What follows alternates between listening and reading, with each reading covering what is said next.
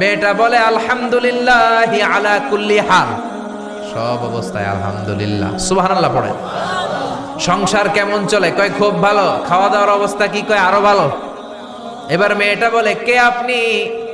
এই মরুভূমির মাঝখানে রৌদ্রের মধ্যে দাঁড়িয়ে দাঁড়িয়ে কথা বলেন, কেউ তো কোনোদিন আমাদের খোঁজ নিতে আসে না, কে আপনি? ঘরে আসেন। সৈয়দনা ইব্রাহিম বলে, না, আমার পরিচয় দিব না, ঘরেও আসবো না। মেয়েটা বলে, আপনি যদি ঘরে না আসেন আমি কিন্তু রাগ করব। সুবহানাল্লাহ কোন। জোর করে ঘরে নিলেন, শরবত খাওয়ালেন, খেজুর খাওয়ালেন, রুটি খাওয়ালেন, মাংস খাওয়ালেন। সৈয়দনা ইব্রাহিমও চোখের পানি ছেড়ে দোয়া করলেন, ও মিয়া এটাও মাইয়া আগেরটাও। আহা, বেশ কম আসছে না নাই? সৈয়দনা ইব্রাহিম মাথায় হাত বুলিয়ে দিয়ে দোয়া করলেন আর বললেন, ইদা জা যাওজুক মিনাল গাবা, তোমার স্বামী যখন বন থেকে ফিরে আসবে, ফাকরাই আলাইহিস সালাম, তোমার স্বামীর একটা সালাম দিবা। ওয়া মুরিহি আন ইউসবিতা আতাবাতা বাবিহি,